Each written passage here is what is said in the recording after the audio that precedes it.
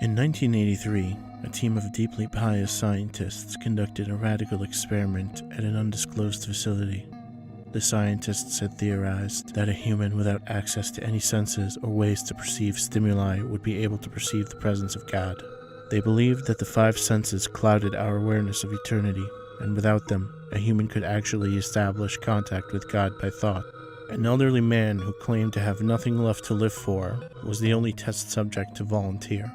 To purge him of all of his senses, the scientists performed a complex operation in which every sensory nerve connection to the brain was surgically severed. Although the test subject retained full muscular function, he could not see, hear, taste, smell, or feel.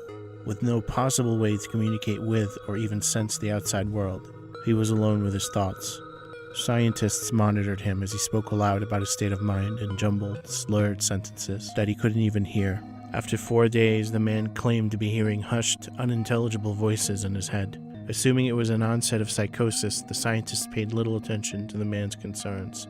2 days later, the man cried that he could hear his dead wife speaking with him, and even more, he could communicate back.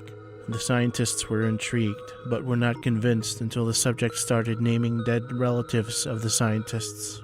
He repeated personal information to the scientists that only their dead spouses and parents would have known. At this point, a sizable portion of the scientists left the study. After a week of conversing with the deceased through his thoughts, the subject became distressed, saying the voices were overwhelming. In every waking moment, his consciousness was bombarded by hundreds of voices that refused to leave him alone. He frequently threw himself against the wall, trying to elicit a pain response. He begged the scientists for sedatives so he could escape the voices by sleeping. The tactic worked for 3 days until he started having severe night terrors. The subject repeatedly said that he could see and hear the deceased in his dreams. Only a day later, the subject began to scream and claw at his non-functional eyes, hoping to sense something in the physical world. The hysterical subject now said the voices of the dead were deafening and hostile, speaking of hell and the end of the world. At one point he yelled, "No heaven, no forgiveness," for 5 hours straight. He continually begged to be killed, but the scientists were convinced that he was close to establishing contact with God. After another day, the subject could no longer form coherent sentences. Seemingly mad, he started to bite off chunks of flesh from his arm.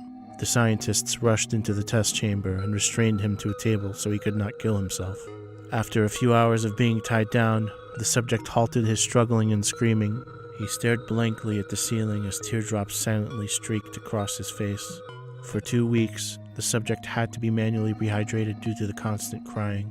Eventually, he turned his head and, despite his blindness, made focused eye contact with a scientist for the first time in the study. He whispered, "I have spoken with God, and he has abandoned us," and his vital signs stopped. There was no apparent cause of death.